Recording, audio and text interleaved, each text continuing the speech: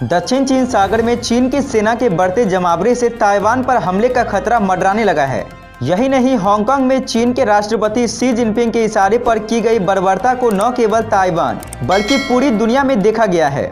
चीनी सेना पीएलए के बढ़ते हमले के बीच अब आशंका जताई जा रही है कि ताइवान आत्मरक्षा के लिए परमाणु बम बनाने का रास्ता अख्तियार कर सकता है।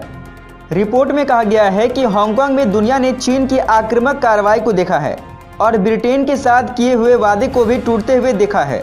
चीन ने हांगकांग में मानवाधिकार और अभिव्यक्ति की आज़ादी को कुचल कर रख दिया है।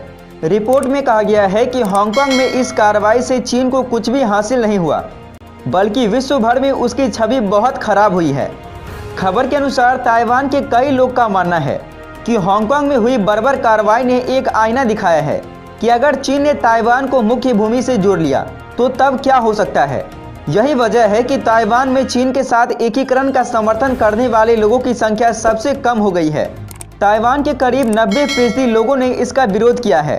चीन के इसी खतरे से निपटने के लिए अब ताइवान में चर्चा जोर पकड़ रही है कि उसे अपने परमाणु हथियार कार्यक्रम को फिर से शुरू करना चाहिए। कहा जा रहा है कि परमाणु हथियार ही चीन की आंख खोलेगी और वह ध्यान देगा। रियल क्लियर डिफेंस ने कहा है कि 2 साल पहले चीनी राष्ट्रपति ने कहा था कि अगर ताइवान शांति के साथ चीन के साथ नहीं जुड़ा तो उसे ताकत के बल पर जोड़ा जाएगा। इसके बाद से चीनी सेना लगातार आक्रामक व्यवहार कर रही है। विशेषज्ञों का कहना है कि अगर ताइवान परमाणु हथियार बनाने में सफल हो जाता है तो यह आत्मरक्षा की दिशा में गेम चेंजर साबित हो सकता है। परमाणु हथियार संपन्न ताइवान पीएलए के हमले की सूरत में कई चीनी शहरों को तबाह कर सकता है।